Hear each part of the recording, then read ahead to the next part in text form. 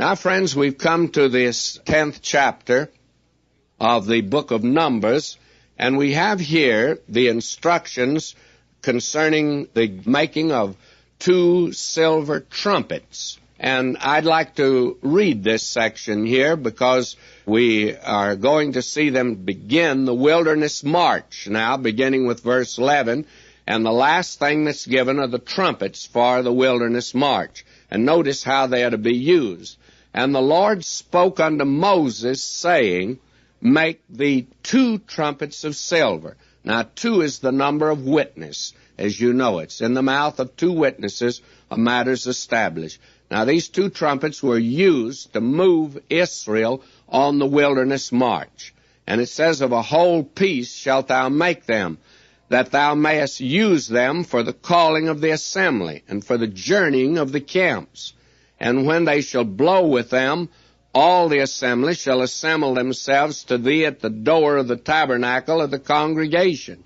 And if they blow but with 1 trumpet, then the princes, which are heads of the thousands of Israel, shall gather themselves together to thee. Now the blowing of 1 trumpet brought the princes together. Now there's to be a last trump for the church. And that last trump is the voice of Christ, I believe.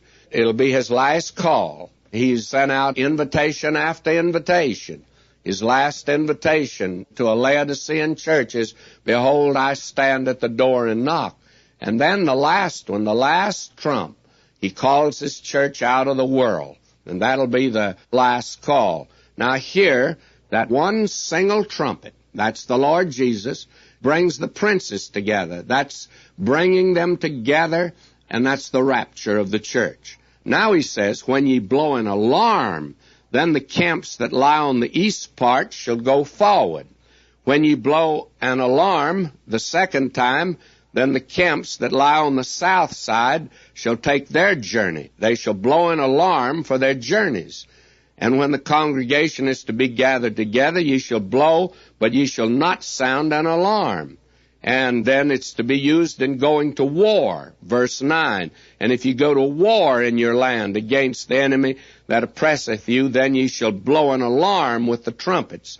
I think that's what the children of Israel blew when they went around the city of Jericho. And then verse 10, the 4th use of them. Also in the day of your gladness, and in your solemn days, and in the beginnings of your months, ye shall blow with the trumpets. In other words, they denoted certain segments of time and particular occasions that were to be observed. Now these silver trumpets, made of silver, and that is the metal of redemption.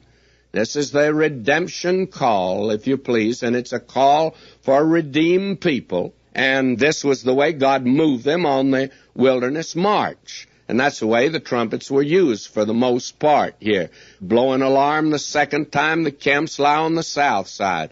Blow again, then the camp that lies on the north side, and so on, till they get on the wilderness march.